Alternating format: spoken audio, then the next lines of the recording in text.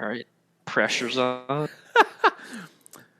Hey, how's it going, everyone? My name's Jonathan, aka JC Shays. For the couple of you who have maybe watched my streams or seen my YouTube channel, have a good friend of mine with me as well. Go ahead and introduce yourself. Hello, my name is Matt, and I am a friend of John's, as he said. It's So good to be anyway, here. oh, sorry, what are you saying? I just said it's good to be here. Thank you Yeah, for having me. yeah. Well, I look forward to talking with you.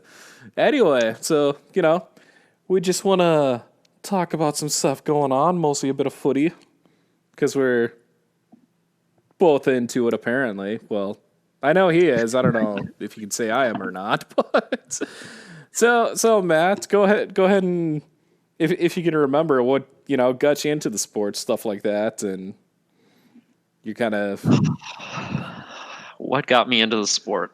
yeah Well, so I would say what got me into the sport was, um, so my brother, when I was like 4 years old, my brother, who's 4 years older than me, uh, he was a soccer player growing up as well. So I would go to his games, um, and my dad was also really into the game as well, and he played growing up. So um, it was just something I was always around. I was always watching it. I was always following it because of that. And it's just something once I started getting a little bit older and playing, like I would just kick the ball around with my dad or my brother, and it just kind of stuck with me. I really loved it, and very nice. yeah, never stopped playing since. So That's pretty that's sweet. probably what got me into the sport. I mean, I guess I have a little different story. Maybe I've mentioned it. I mean, I didn't have a. I'm trying to think. What I don't know how long the teams are going. Well, the closest team to me was like an hour away, so I didn't have a team where I was. Otherwise, I probably would have played. I mean, I guess I played baseball throughout school. Middle school, I played basketball, but like I said, didn't have a soccer team. I I'm gonna be honest. I don't really remember what got me into the sport. I guess I would just kind of I didn't have much to watch or many channels growing up. So whenever a game was on, I guess I would usually watch it. I think my first exposure was probably World Cup, maybe around like yeah, it probably was about the 90. Yeah, I want to say about the 98 World Cup was probably like my first like major exposure. And of course, where I grew up, unfortunately, there weren't too many other people that were into it. So of course, you don't really do much with it, and then you don't think it, or I mean, didn't get too involved with it, I guess to say. And then I guess I'll try to watch it as I got older. I remember, was it the which one was it? No, it must have been 2006. Yeah, 2006 one. I remember that. I would stay up, watch a couple replays on the one channel that I had, and then every so often I would get MLS games. I don't know why. I think like the one player that really got me into it. I know I've talked about this with you, Kobe Jones. I don't know what drew me to him, but I remember watching him on the U.S. men's national team, and then he signed with Galaxy, and that's kind of how I became a Galaxy fan, I guess you could say. And but like I said, when I was little, I didn't have or didn't have much or really know much of a way to follow it very well. So for the first handful of years of MLS are not too well known to me, I guess. But I mean, I think it was like '02 that LA won their first MLS Cup. But yeah, no, as I got older, I started getting a little bit more into it as I was able to watch it more and do things like that. And I guess my interest in stuff really took off in college when I was actually around people that I could talk about. You being one of them, so I mean, so that really helped get my interest going. And then I try to watch any leagues I can. I mean, that's right. We did play a couple seasons of intramurals, so that was pretty fun. I'm sure, I'm sure Matt here really got a kick out of watching me flop around in net, but But yeah, That was, I so mean, that was a lot of fun. Yeah. yeah, no, I had a good time doing that. Like I said, I really wish I could have played growing up, but I mean, despite what my wife says, baseball's still that first love. I just don't watch it as much. I guess probably because I've been more around a friend group that kind of a little more soccer oriented, you could say. So, but yeah, no, no, it's. I gotta say this year, especially with everything going on, yay segues. Little different because I know I was really looking forward to, especially like my real local team. They're like, what did I say? I think they're like fourth tier in the U.S. system, but you know, there's like maybe 20, 30 people that show up to games, but still, it's really fun to go watch and just see these young guys go play. And I hate to say it, it reminded me a little bit of intramurals where they probably thought they're a little better than they were and try to pick fights half the time. I'm sure you love that. Yeah. I don't know. As a player, I was never really that type. Oh, well, that's good. Try to Couple of keep, times, but try to not keep. usually. Oh, sure. Sorry. Try to keep a level head, things like that. Just focus on what's going on. I mean, I feel like that's like when you're on the field, it's like I just don't really see a point. I'd just rather let my play do the talking as opposed to Right. getting in people's face and trying to start fights or whatever. I don't know. Oh, no, that's fair. I completely get that. I remember when I mean, I can't say I was ever really an angry player. I mean, I did have a couple times during my baseball career where, I had to channel aggression a little bit, but I mean, but a sport like that, can't really you can't really use aggression to your advantage very much. I mean, maybe when you're batting. I mean, I can't remember one season I was playing. I can't remember through how many innings we had. The other pitcher had a no hitter going against us, and I remember just being pissed about what was going on. Slapped a single to left and broke that up. But I mean, you like it's a sport. If you're angry, you can't really use it to your advantage very much. It doesn't do much. Like when you're on the pitch, you definitely can. I mean, there's bad ways to use anger, Ramos. Sorry. Shots fired. Sergio Rojo. I can't remember how to say card in Spanish, so yeah. No, but I mean, I get that. Like different. I mean, even when I was just playing intramurals, just try to focus that aggression and towards play, I guess. So, so yeah, like I was saying, kind of talking about things that have been going on because I have this whole virus breakdown, and yeah, it's definitely been different the past few months. I mean, I don't know if I would have expected it to see anything like this in our lifetime. So it's been an interesting experience. I mean, I I can only imagine some of these athletes as well. It's like having like a couple month break in the middle of their season, and then, well, except for Ligue 1, I guess. Oh no, I think Eredivisie, is that how you say the Dutch league? I think they both canceled, if I remember correctly. Because yeah, we were just talking about how La Liga is going to be coming back here pretty quick.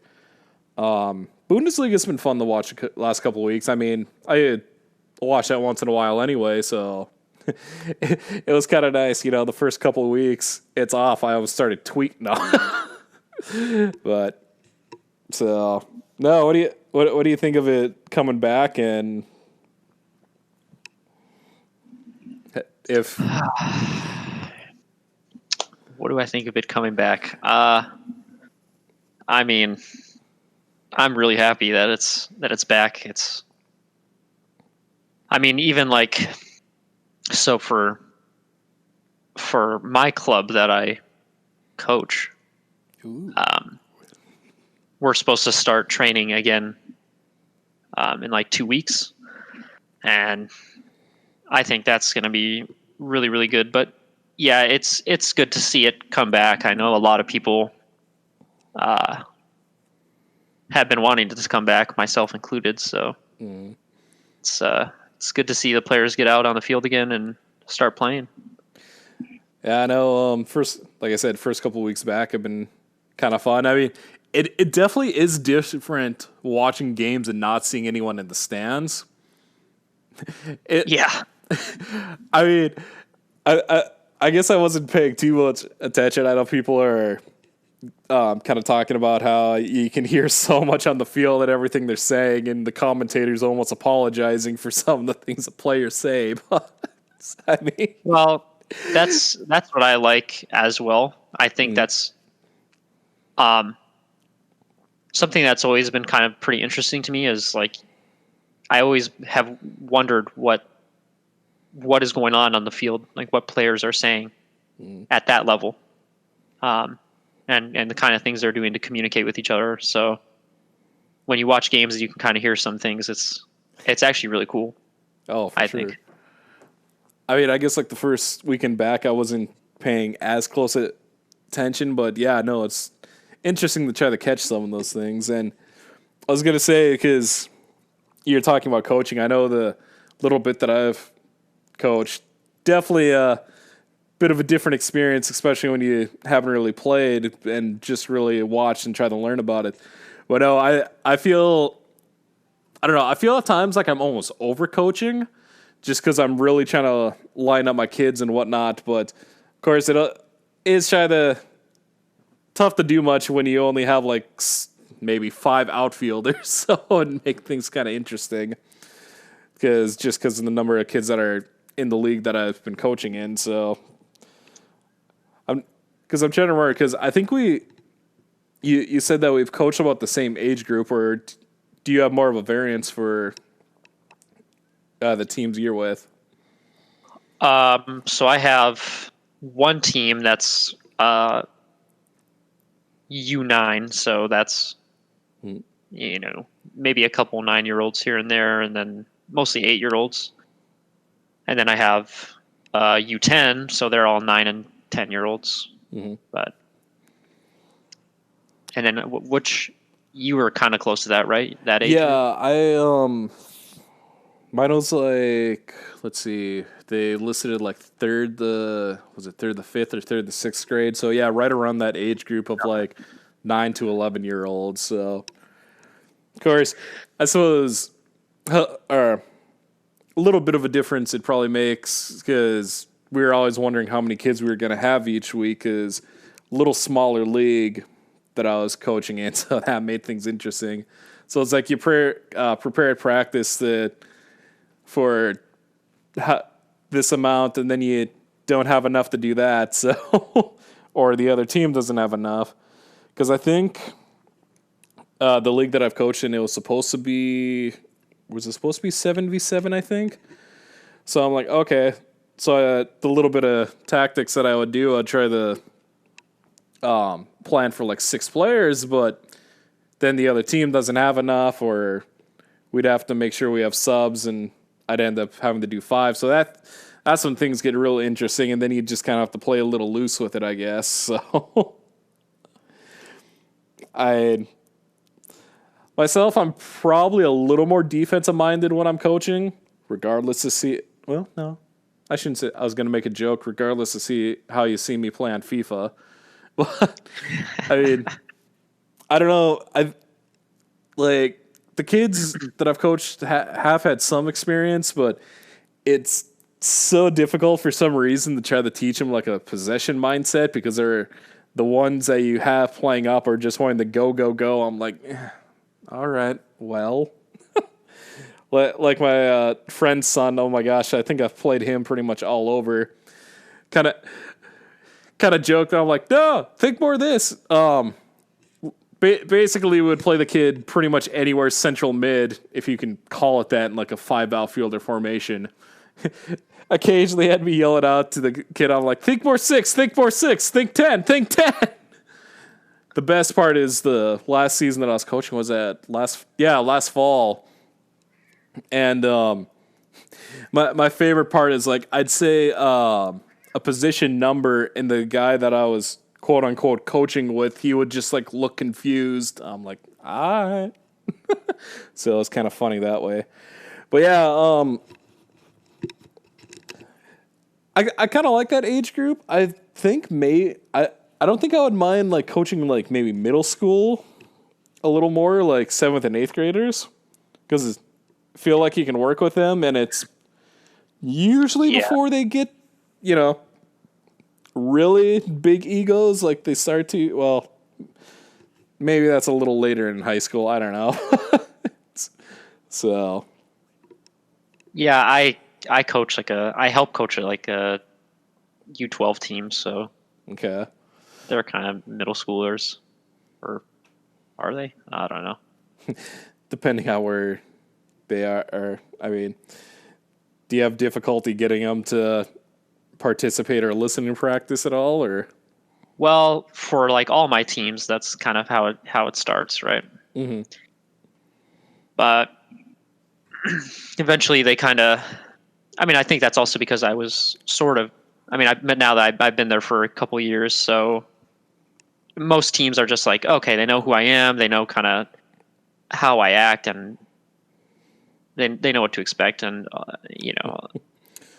it's kind of interesting because a lot of kids are like, they get excited when I coach. Like they always want me to Oh, coach. nice. They're like, we want Matt to coach us, and stuff like that. So it's kind of nice. But yeah, once they get to know you a little bit, and I think that's also an important thing is kind of the relationship with the coach. I think because when I played, I've had some coaches that were kind of a bit over the top, I think. I think I get that one. I get that one. Sorry, go on. And I think that like it's obviously you want the kids to do well and you want them to learn and play well. Like especially me when I'm coaching, I get pretty into it. But it's also like you need to make sure that they're also having fun, right? Mm-hmm. So if they're having fun, it's going to be more. I don't know. It's just going to be easier to teach them, I suppose. They're going to be more willing to learn, more willing to listen. So I want to apologize if it sounds like there's any buzzing or sort of background noise on my end. My wife's cat decided to come say hi.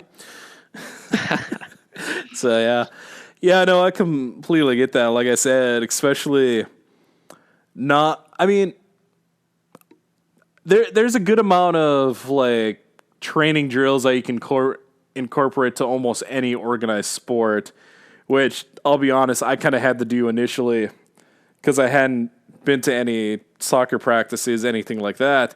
So I'm like, all right, I'm going to have to kind of incorporate my own thing. And for the most part, when I was coaching kind of coaching by myself, I was coaching, a friend of mine was helping as well. Actually, that's, when he and I were both doing it, that's, I think, when I really enjoyed it because we were able to do different drills, and if one of us wasn't there, we'd kind of pick up at practices and whatnot. But I think the thing that really helped, especially with the players, we were able to split them up.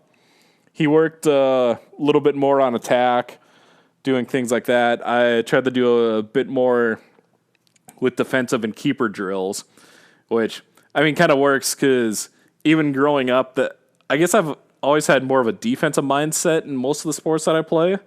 I mean, although, like I said, baseball, it's a little difficult to really have one or the other. Granted, there are, your really, what's the word? Guys who are like really strong in the field and maybe not the highest batting average, but I mean that's a little different. So, I mean, yeah. like I said, the couple of years I played basketball, I guess I was kind of more the defensive stopper, and I kind of had to get used to that. Which I'll look back, I was fine, but then again, players I kind of liked following and whatnot, they were kind of more that way as well, which makes it kind of interesting, especially like some of my favorite soccer players are a little more attacking minded. Again, like I said, Kobe Jones played more cam when he was playing. Of course, Donovan was fun to watch. Ronaldo. Not oh gosh, how do you say his last name? Narizio, the phenom. We'll just call him that. Well, aside from a couple injuries, good gosh, he was probably one of the scariest strikers, especially of his generation, if not all time. And then, of course, both of us enjoyed watching Ronaldinho, just things he would do. I mean, just a couple of the guys. And it's not to say that I'm not a big fan of defenders. It's just I look at it, I'm like, oh wow, I guess I haven't really focused on them as much. I mean, I guess we can say kind of both of us being Barcelona fans, watching guys like I'm gonna totally butcher his name and I feel bad. Like Carlo. Why can I never say name? Puyo anyway. Him, PK. Abadal's another good one there. I guess I think I want to say Pep played more of a defensive mid when he was with them, if I remember correctly. Like I was saying with the coaching thing, I think that definitely helped our teams as well on this. So this last guy that I coached with, like initially, none of the parents initially were stepping up, and I'm like, all right. I mean, I kind of volunteered myself, which was fine, and then I wasn't late for the first game, but I didn't get there right away, and he kind of just decided to take over. And I mean, I told you about what was going on and how irritated I was, but I mean, he had some good drills, but like most of the kids weren't really a fan of him. And I kind of felt a little bad because there was a couple of games that I had to coach by myself, and they said they liked that a lot more. But to each their own. So, I guess I'm not terribly strict when I coach, which, especially at that age level, is probably better anyway. So, I mean, Yeah. I can agree as well. It definitely makes a difference if you get along with your coach. I do think that kind of helps team chemistry as well. So, Well, I also think another problem, probably particularly here, as opposed to like, I don't know, maybe England or Spain or any of those places, maybe even Brazil. The problem that we have, I think, is that I don't think push the basics. Oh, sure. At a younger age as much as they do. Like if you watch a lot of the drills, like for example, I know Iniesta.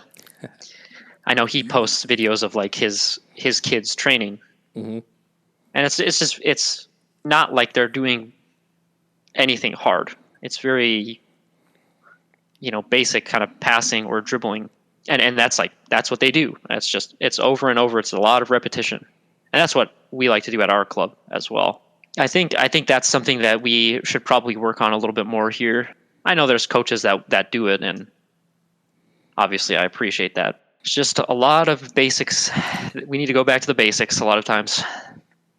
So you're saying we should hire Tim Duncan? Little joke there. Nah. As bored or as much as people are bored by him, I liked watching him when I watched the NBA. So no, for sure. I mean, I guess like my practice is what I would do. Again, like I said, not really having much or not really having the playing experience in the sport. I mean, we would do a few like basic passing drills, do cone dribbling, things like that.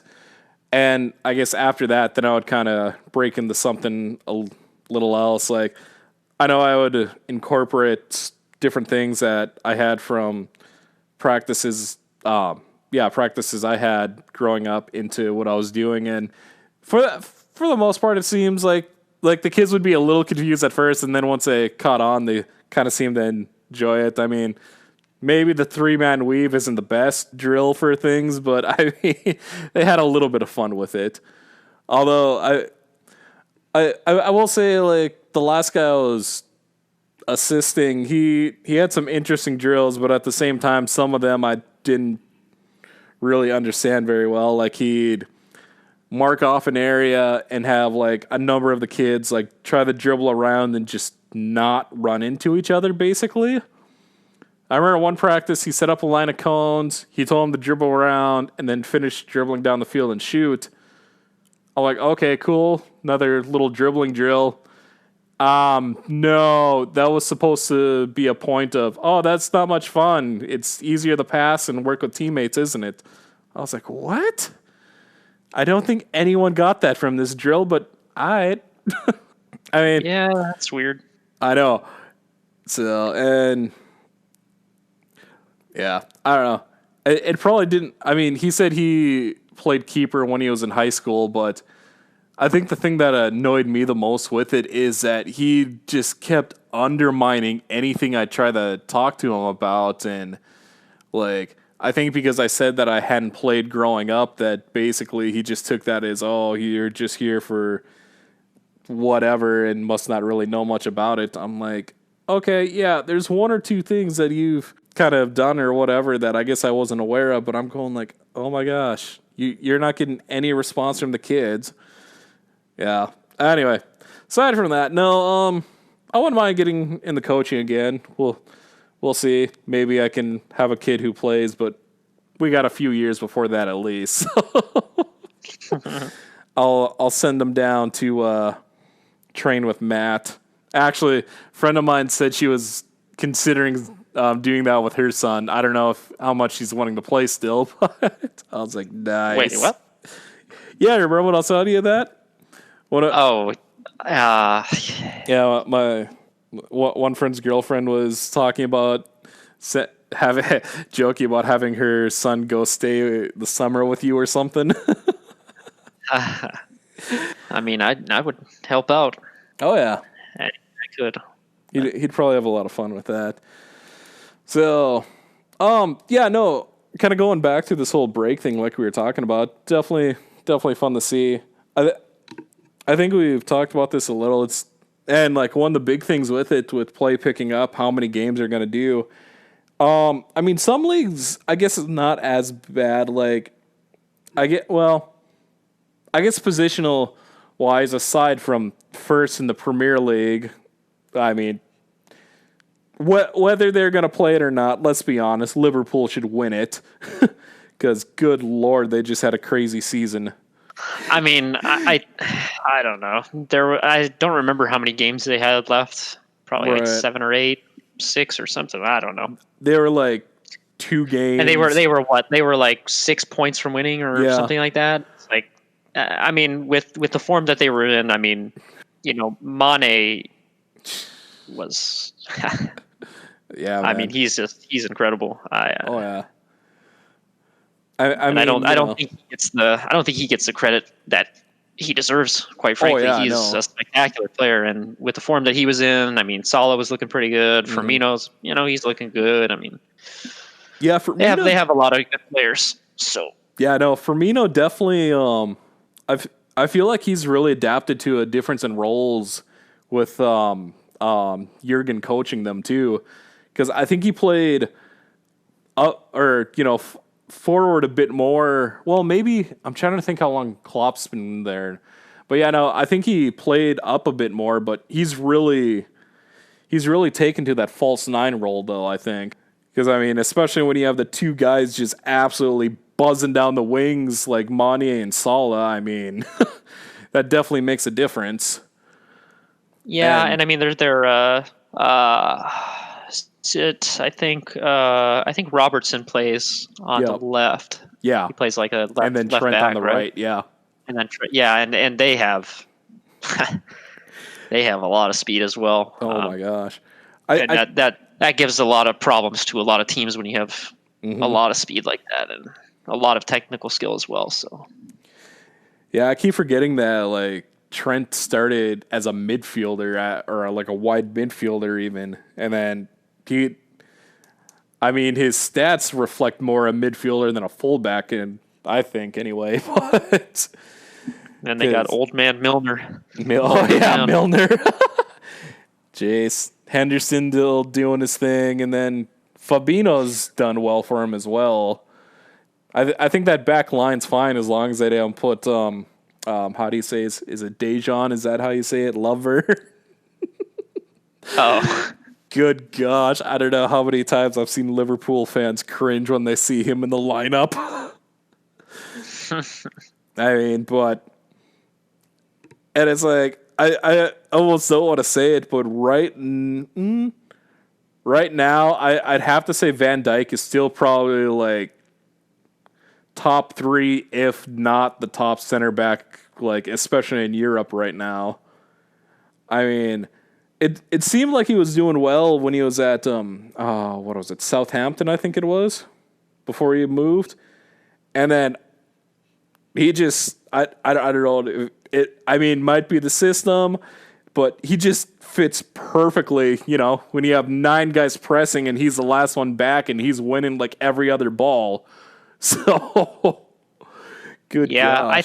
I think he's just. I don't really know how to describe him, I mean, he's but got he reads the game very yeah, very well, obviously, and he's very smart with his challenges yeah, and for sure. everything like that. So it's that. I mean, that's obviously what you want in a defender. I mean, he's a monster. Like he's can be very physical, but he reads the game really Yeah, really well. So sizable and maybe not the fastest center back, but he can keep up with most forwards, which is the thing of it. Well, and like you said, just knowing how to read it makes a difference as well. And I'm trying to remember. Yeah, last season, what was it that he had? What was this? What was it? He like had 0 dribbles beat, or how did they say it? Like he didn't get beat by any. oh yeah, nobody dribble past him. Yeah, that is ridiculous. I mean, I mean, there's some pretty good ball skill or guys with like ridiculous ball skills in the Prem, and none of them like that's crazy.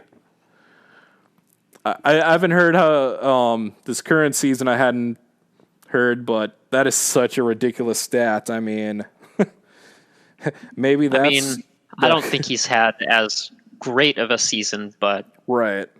I mean that depends on how you look at it because it's like that's the same thing you see with players like Messi and Hmm. Ronaldo and Oh Neymar yeah, and Mbappe. It's like if you say they don't have a good season, it's still like it's still better than probably most people could say is a right. good season for them. So Oh, for sure. I mean, it's yeah. I mean, he's still doing really well, I think, but Oh, you can it's definitely tell a difference when he's not playing. That's for sure. And especially depending on who he's pairing up with that game.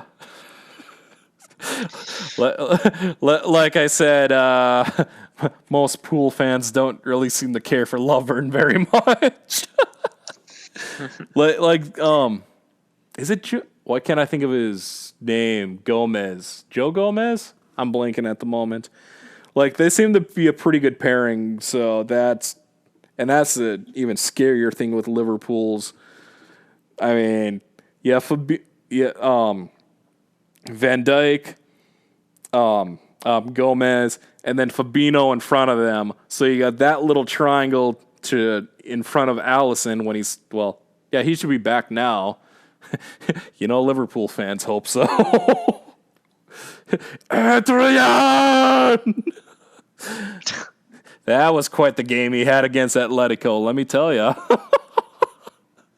No, like that little triangle kind of reminds me of I always forget the last couple of years of like Guardiola, and then I always forget who was there between Pep and Enrique at Barcelona when, well, I mean, yeah, Puyol retired, and then they moved Mascherano, the center back, and he had the pairing him, PK, and then Busquets in front of them. I mean, that does give you a lot of options where it allows to put your fullbacks up more, knowing you have guys like that who are going to protect your back line. So I mean, then of course you have the Tiki Taka Masters and Iniesta and Xavi. So kind of going to Barcelona. I think that's one of the biggest things they've been trying to adjust. They haven't really found that midfield pairing since, especially now with Iniesta gone. I mean, it was like Iniaka. Yeah, that's a good nickname, don't you think? Iniakic. Iniesta, Rakitic, and Busquets, they seem to do pretty well. And then, I don't know what happened. Rakitic seemed, at least for Barcelona, like he was dropping off a little bit. And, of course, Iniesta was, his stamina took a hit. And, I mean, that's why he said he left Barcelona. He felt like he couldn't give enough to them, and he didn't want to play against them. So, I mean, good job, Villa. You couldn't get him to MLS. Dang it. No. Well, one thing I think with Rakitic is he has become, I think, over the years, and this is kind of something that I said that I want to see after the break. Maybe Setien can bring it out of him, but he's become almost more of a passive player. Okay. It seems like he doesn't want to go forward as much anymore. So he kind of opts to pass the ball back, I think, a little bit more than he should. So something I would like to see is for him to kind of try to find like more entry balls going forward, as opposed to just always kind of dropping it back. I mean, because there's times where it's like he has plenty of space to turn and even dribble a little bit, but then he receives the ball, kind of holds onto it, then he plays it back, and it's like, you got to turn, man. You got to turn. Like, right? Yeah, because you have like 10 yards, and you could find a pass you could combine with maybe Messi or another midfielder or whatever, and then he just drops the ball back, and it kind of kills the attack, because now you're sitting there and you have to reset. Now you have to rethink things, and then the other team has already shifted and gotten into position. And yeah, he seemed like he went forward quite a bit more when he first got to Barcelona, and it's like he's slowly kind of not regress, but just kind of, like you said, become a little more passive. I don't know if that's lack of confidence in himself, or I mean, he seemed like he was doing pretty well when he was playing for Crow. Oh gosh, yeah, no, cripes, that's 2 years ago already. Holy cow, never mind. It's been a long quarantine, guys.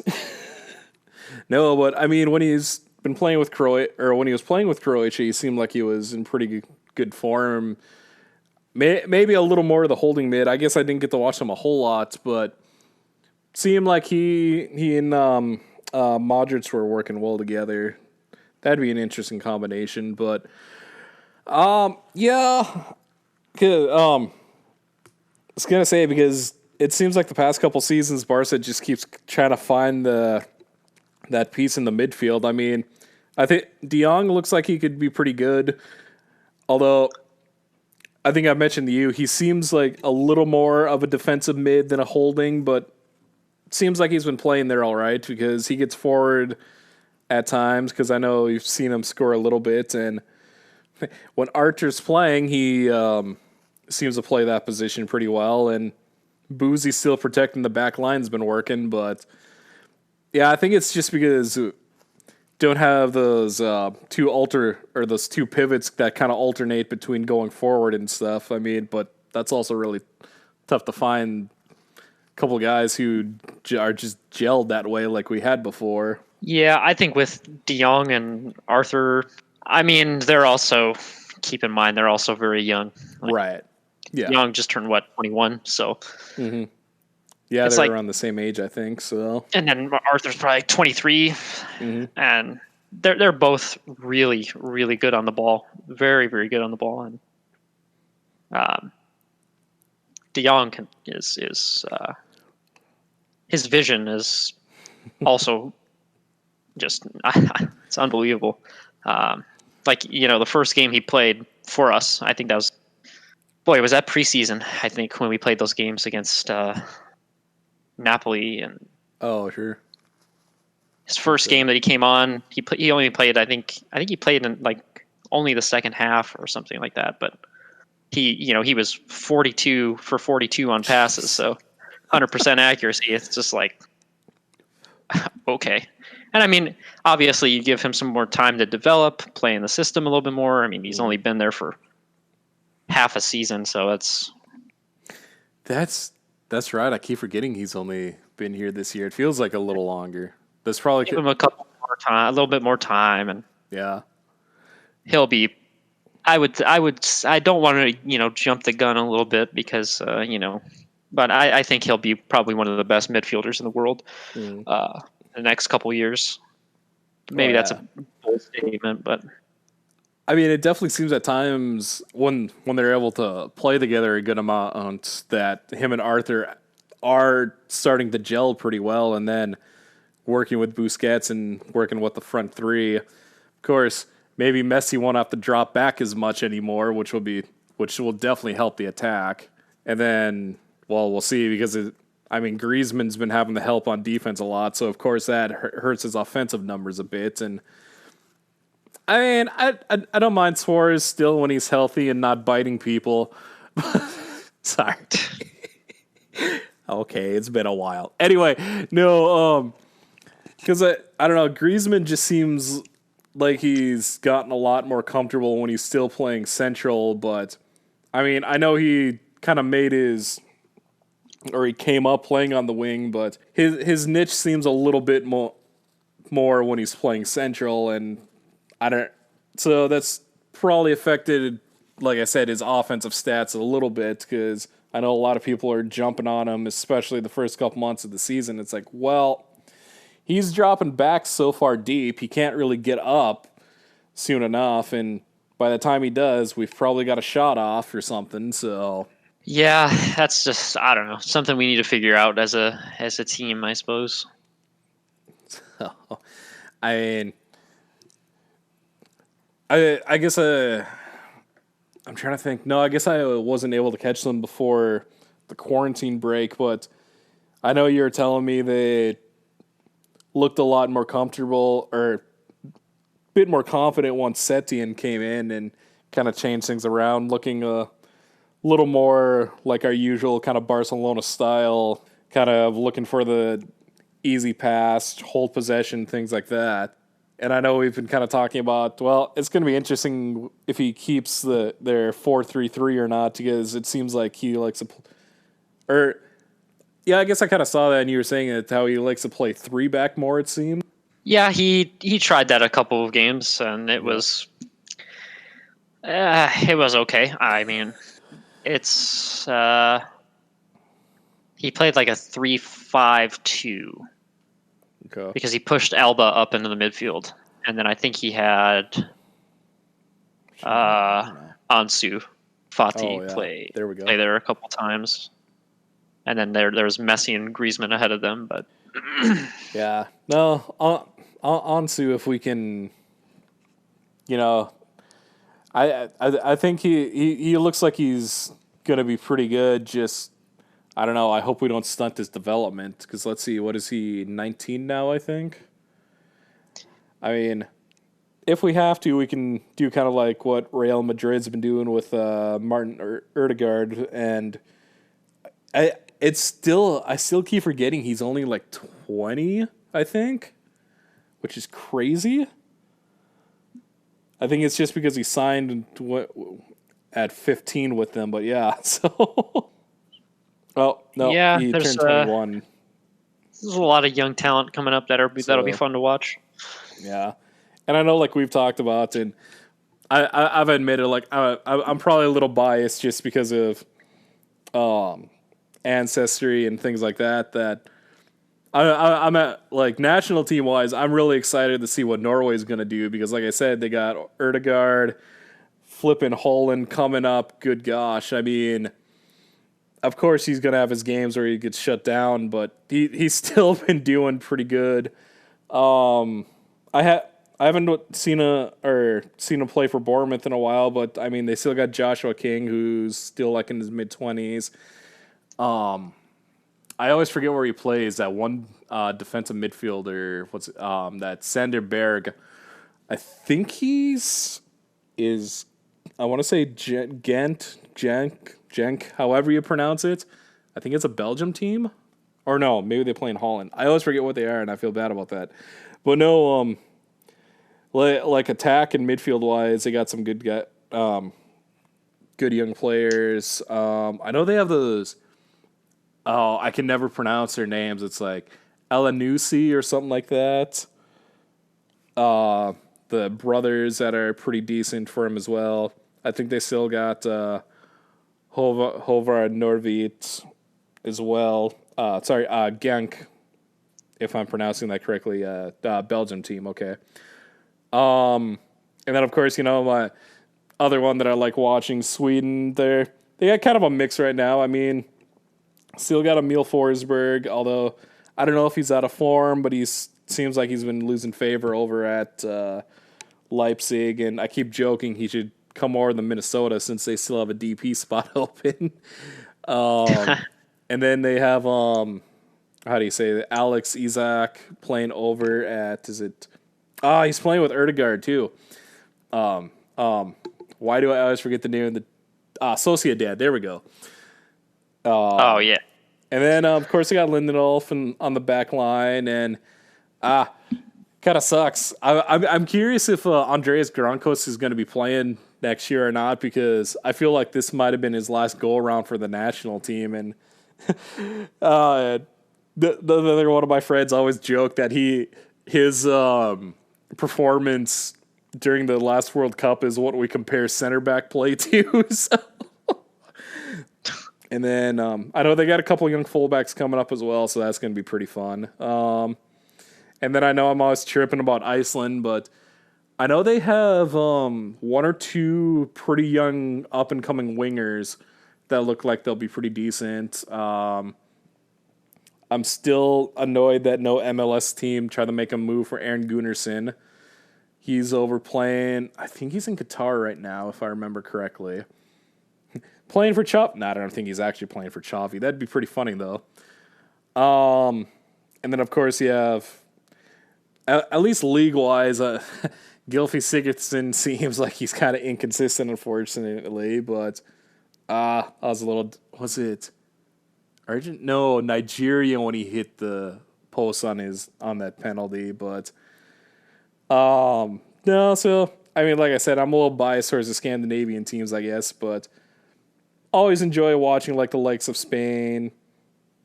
I tend to tease English fans because of how kind of cocky they tend to be. We won't talk about France. That's not that'll turn inappropriate if we go there. Now, still like watching Brazil a lot, even though flop and roll has been kind of ruining that experience. So, Oh jeez. I don't know what do you think for kind of up and comers and stuff, or any countries you're really excited to see how they do? I'm not too sure. Haven't really followed Brazil too much. Don't know about Germany either. They got kind of a mix. Because I suppose they're losing a couple players, huh? Yeah, but they got guys coming up. So one player I actually did really like watching. The last couple weeks I've been watching. He plays for Bayern as Alphonso Davies. Yeah, man. He's Canadian, right? Yeah. Yep. Yeah, he was pretty impressive. I enjoyed watching him a lot. So I hope he does well in the coming years. Yeah, I think he will. He's definitely stepped in well to that left back position, which is crazy. He's so fast.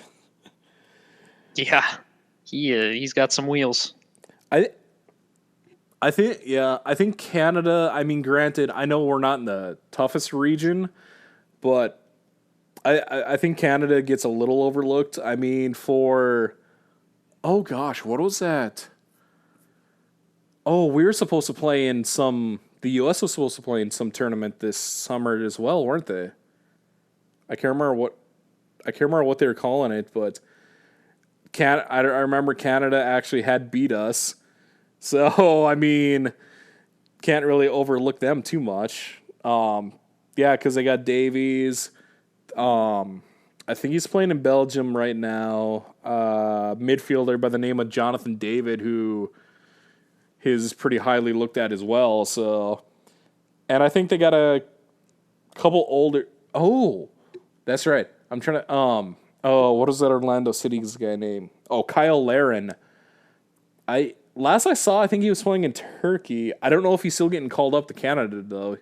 I mean, he was pretty solid in the MLS, and I think he's maybe mid-20s now, but that's a good strike option for him. So they might be like one or two players from, really challenging in CONCACAF at least.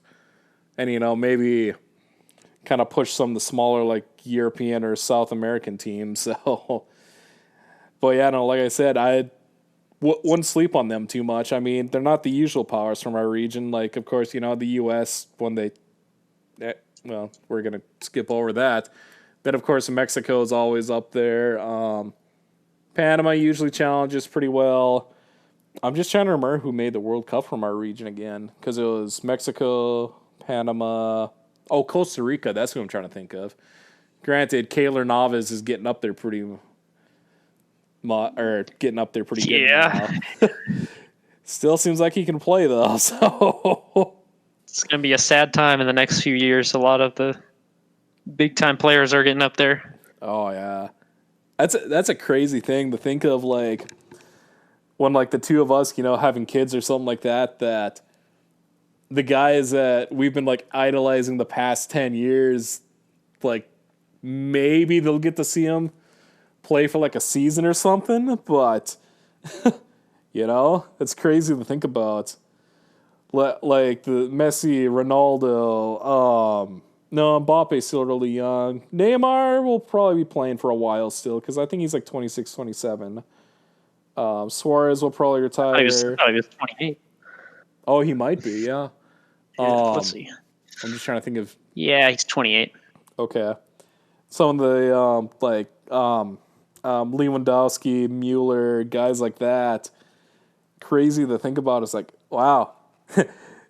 They'll be retired by the time, our kids get old enough to really do much. But, we got the generation that's coming up. It's got more than a handful of, like, just incredible looking talent. Yeah. Though. A lot of very exciting players coming up. Oh, yeah. So. I mean, like I said, fun. Little bias. I'm definitely excited to watch Erling Haaland, though. Good gosh. The guy that size who can run as well as he can. I mean, I think I've said, like, my one knock on him is just kind of some of the runs or a little bit of lack of creativity in his runs, but that also comes with time. But it's like, have to remember the guy's only like 19, so, he's going to be coming up.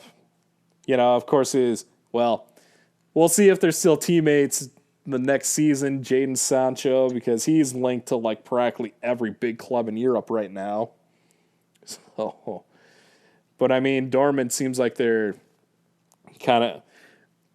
Dortmund seems the past few years kind of one of those interesting ones because, they usually it's smaller clubs that they kind of call like factory teams or whatever that produce like this young talent and then they go and like flourish elsewhere.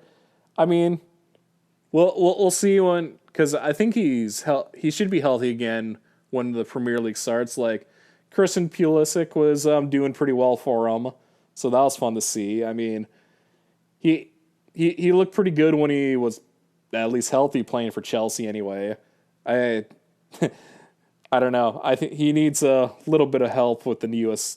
men's national team, but I think he's starting to get that because we definitely have some good up and coming midfielders that are playing over in Germany and like Tyler Adams, Weston McKennie. Then I almost forgot another Dortmund guy that how do you say his name? Giovanni Reina. Is that how it? Yeah. He's been looking pretty decent and he's like what 16 I think. So Yeah, Just he's gonna be playing for the U.S. So and then what's his face over in the Netherlands declared for the U.S. officially as well. Uh, Dest. Why can I never think of his first name? Is it Sergio? Sergino. Sergino. There we go. Thank you. He's been doing pretty well. So that'll be fun to watch him too. Yeah.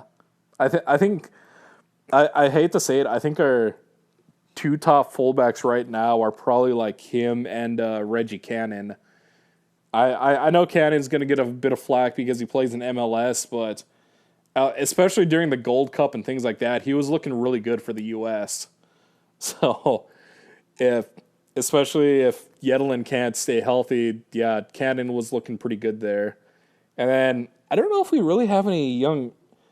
I haven't heard too many for young center backs coming up. I know like Matt Miazga was supposed to be one of our like top prospects, but unless Chelsea's just doing their thing and loaning him out every year, because I think, or no, or I don't. See, that's the problem. I lost track of him. I don't even know if he's in the Chelsea system anymore. Because last I saw, he was like playing in France, but I don't know if he was on loan or not. So, and then of course, we got Stefan. No, excuse me, Zach Steffen. I keep mixing his name up with Stefan Fry. I don't know why.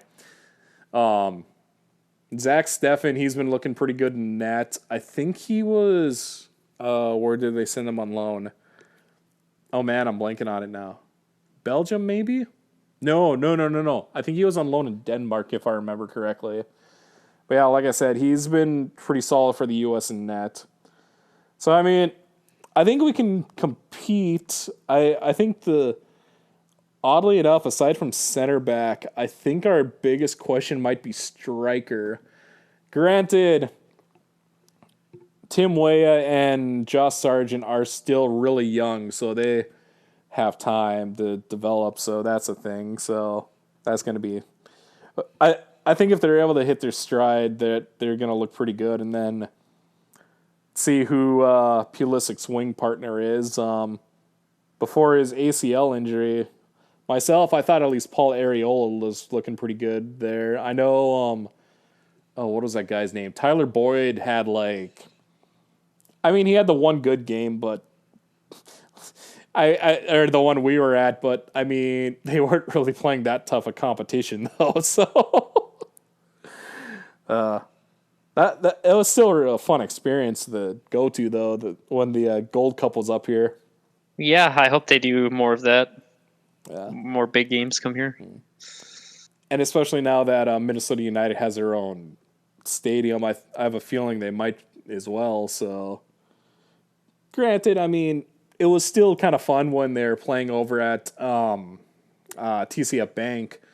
I mean, I guess I made a couple games there, so that was kind of neat. But yeah, I'm trying to think. It's kind of funny because I actually made their.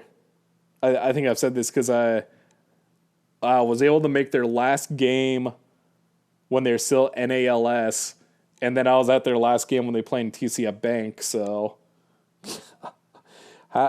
yeah, I just remember that because Galaxy beat them 3-1. Yeah, let's go ahead and leave the 6'5" striker wide open and unmarked. Cripes. Still remember that because it was a lot of fun watching Ibra, though, I will say that. Had a crazy... sorry, someone just sent me a text that popped on my screen. I'm trying to remember who assisted his goal. That perfect crossover to him. He didn't even have to jump for it, just headed it in completely unmarked. And then a little later after that, dropped an absolute dime to Roman Alessandrini that, oh my Lord, I don't know the last time I've seen something so beautiful. But yeah. I mean, and don't get me wrong, I know the guy rubbed a lot of people the wrong way, but no offense, I don't think Chicharito's going to equate like he did for LA, so that's going to be interesting. So, I mean, cripes, because what? Oh goodness, I did. I'm trying to remember because yeah, he only played the 2 seasons in MLS. His first year here, he played, was it 27 league games, 22 goals and 10 assists. Jeez. Right? The crazy thing is because Joseph Martinez won MVP that season, and Ibra, his total goals per game contribution was actually just higher than Martinez's, which is crazy. And then last year he came in, was it second in goals scored because Carlos Vela just went off like no other. But Ibra still had, what did he get? Yeah, Ibra still had like 30 goals or was it? Or something like that. So, of course, it's not a very good sign when I know for a while last season when your second highest goal scorer is a center back. So, but yeah, no. I mean, and kind of going on that, like I know it's I know you don't watch it quite as much, but what do you think of the current state of the MLS? How it's going? Like, if you think if you think it's starting to grow, if some of the moves are more positive, or just kind of have your thoughts on it. I think I don't know. I think it's growing a little bit. Yeah, I think it's starting to grow for sure. One thing I am kind of I hit or miss on is kind of getting a lot of the older players, I Right. guess. I think that helps, but Doesn't help the nickname. only a little bit. I don't know. I just because I think that's obviously you bring them in and it's kind of like like you brought over David Beckham. I think that kind of helped a lot. Right. Um, and then you had your Wayne Rooney and Ibrahimovic. Rooney. I was fun You watching know him you, play too. Sorry, go on. you have all those players, and I think that's good. And I think obviously it's fun to watch them, but I don't know if it's necessarily the best thing to do. But maybe I'm wrong. I don't know. Oh yeah, no, I completely get that because it seems like there's kind of been trends the past like 15 years or whatever in MLS where for most of that time that I've mentioned, like the trend is look for those kind of older European guys who maybe are still looking to play, but some of them are kind of looking just for one less paycheck or something like that. I mean, I thought like Terry Henry did pretty decent. But Beckham had an all right time with the Galaxy. He did he help him when I'm trying to remember, was it 2 or 3 MLS Cups that he was a part of? And then yeah, teams like New York City when they first came in, they brought in David Villa, Frank Lampard eventually came, Pirlo came, guys who did well. Villa did quite a bit for him. I will say that Villa did quite a bit. Lampard was all right. I think some of the fans expected too much of him and didn't recognize the role that he was playing. They're probably used to him playing quite a bit more forward, like when he was playing over like Chelsea and stuff or teams like that. Um, Pirlo, I don't know. He had his times when he was over here, and he was just kind of. So I don't know, but the past like 3-4 seasons, it seems like the trend's going more towards looking kind of like young, mid-age South American players, kind of like a little bit like Atlanta United. Actually, they've been doing it quite a bit. Granted, you had like Joseph Martinez come over, who I can't remember how long he was playing in Italy, and he's just done ridiculous in the league. And then, of course, you had like Miguel Almiron, who, let's see, is this his second year?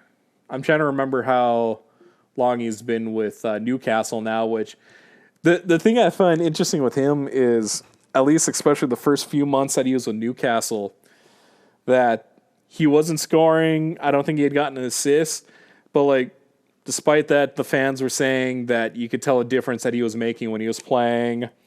And then let's see, gosh, Atlanta's just brought in a handful of like just young gems. They have like Ezekiel Barkill, who's been playing well. Pity Martinez, who's looked good. I'm trying to think. I feel like there's like one or two other names. I thought that was pretty interesting that they brought in Paul Pogba's brother, but they decided not to re-sign him, so who knows what he'll do now. And then, like you said, still older players like Tim. Tim Howard started in MLS and then he went over to England, came back. I mean, you could kind of tell he was towards the end of his career playing. Granted, the Rapids were kind of in a downfall as well. And then Brad Gazan's been actually a pretty good staple in net for Atlanta, so he's definitely helped them. And then, I mean, it's fun seeing expansion, but I think we need to kind of stop. I do feel like it would increase and kind of light a fire under some teams if we had relegation or promotion relegation.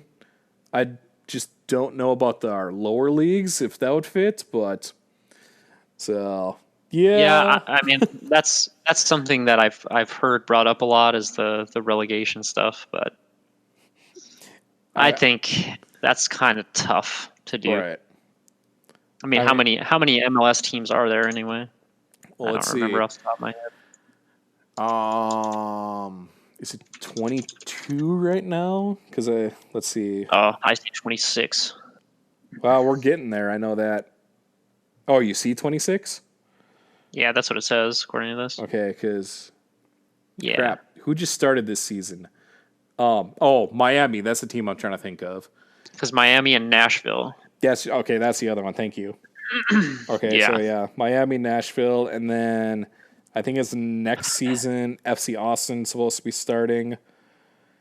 So you'd have to break. You'd have to. And then if you do a lower league, like I don't know, there's a lot of questions. Mm-hmm. Will those teams be able to compete in and right? Well, I mean, it'd be the same like in most. And then how many teams do you want in each division?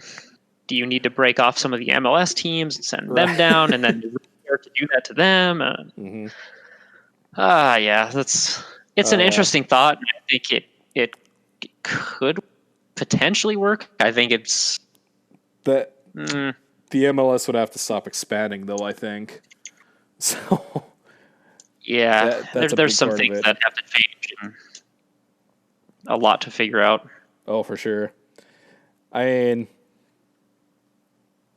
I know like a lot of people I would know, they say they wish the MLS would get kind of rid of their, I don't think it's quite a salary cap, but in a way it kind of is because like I know each team's only allotted so much. And then of course, when you have bigger transfers leaving, the teams only get so much of that and then so much goes to the league. So yeah, it gets interesting. And then I think Miami's going to be interesting, especially since Sir Bendit is the owner anyway. He's like linked to like every other name in Europe, so I'm curious who he's going to be able to bring over. Because I know for a while I was hearing like he was trying to bring Cavani over. I pretty sure I've seen like supposedly he's tried to talk with like Messi and Cristiano. And I remember joking with you. I'm like, so since Shakira is performing at the Super Bowl halftime, you think Beckham's going to have a contract for Piqué to try to sign? I'm definitely excited for the league to start up again. I was a little disappointed when it started because the first couple games, I got to say, Minnesota was looking really good.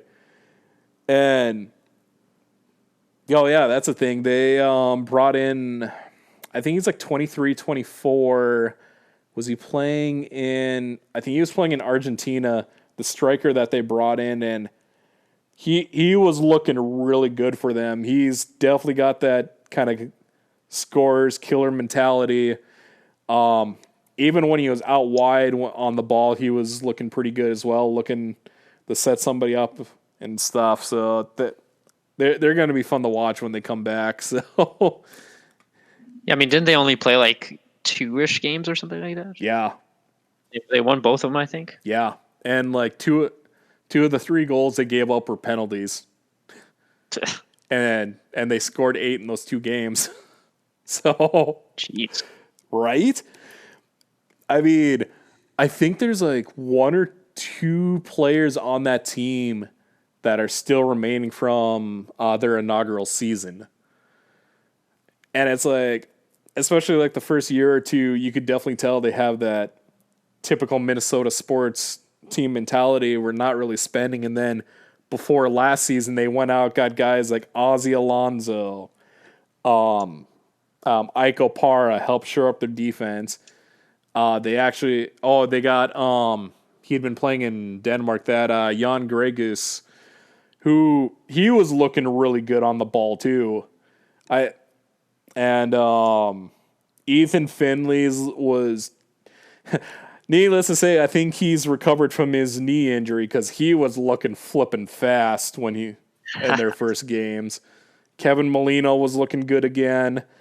So yeah, no, like I said, with this new striker, that they're going to be pretty dangerous still, and of course, Ike and Ozzy definitely did a lot for their defense. I gotta say that. Granted, they had that what was his name, Vito Minone in net, and he was good, but I think Tyler Miller is going to be a good be good for them in net. Of course, they also got that Roman Metanere, who he was really good pushing forward. Couple good young left backs who can move around. So yeah, like towards the end of they dropped off a little bit the last couple games, but I don't think anyone expected them to make the U.S. Open Cup run they made either.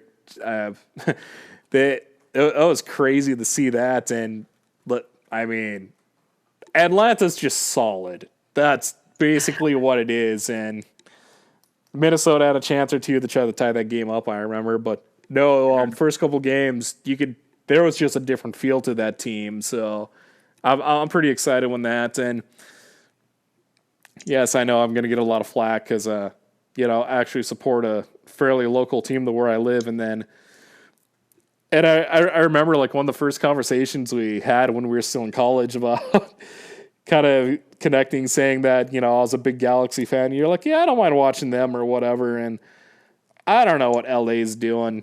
I'm going to be honest. Like, so far, I'm not really I'm sold on the Chicharito signing.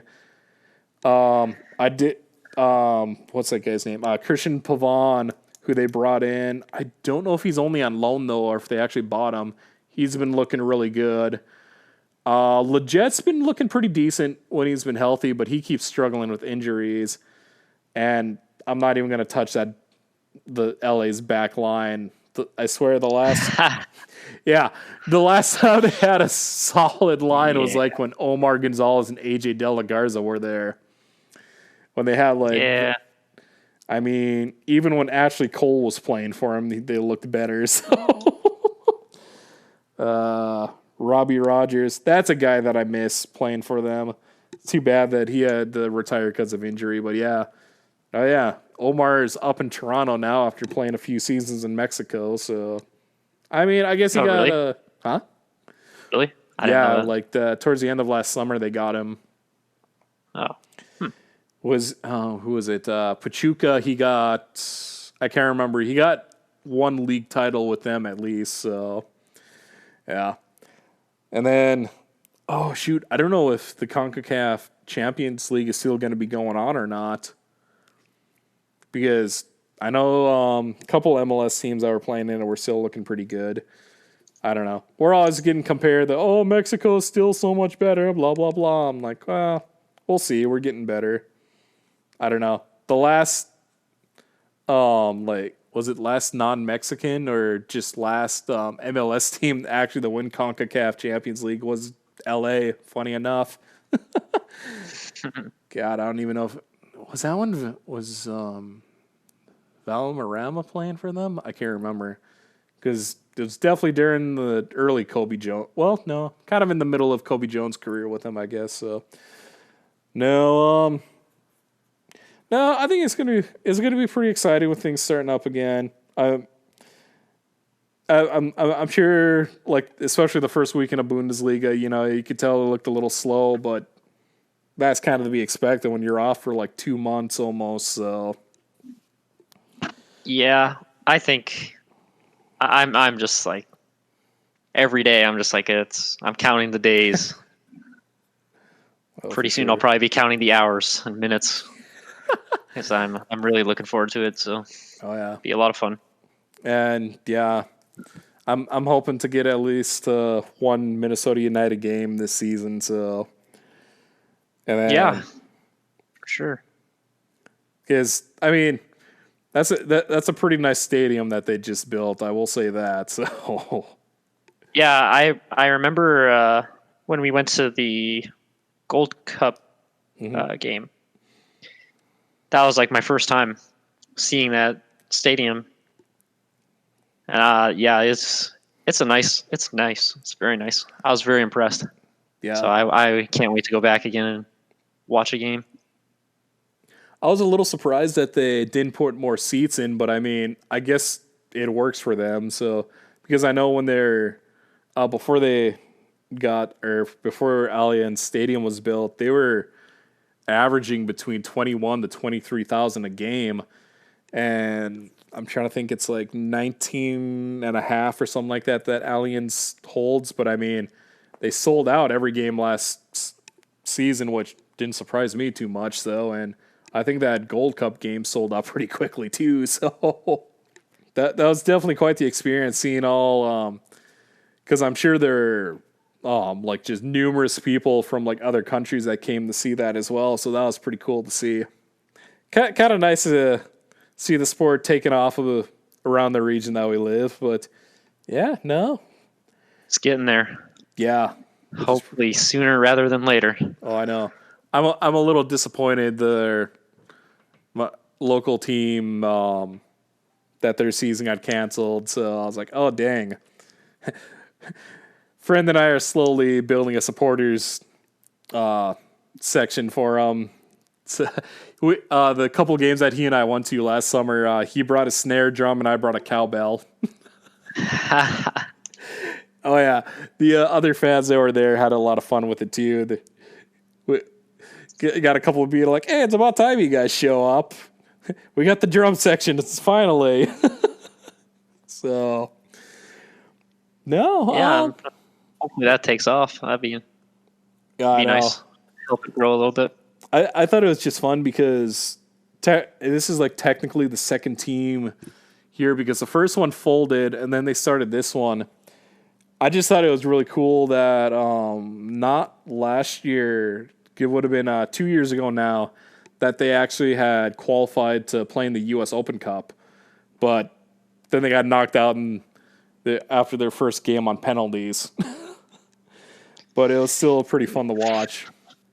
So yeah, no, I think that's a pretty decent stopping point there.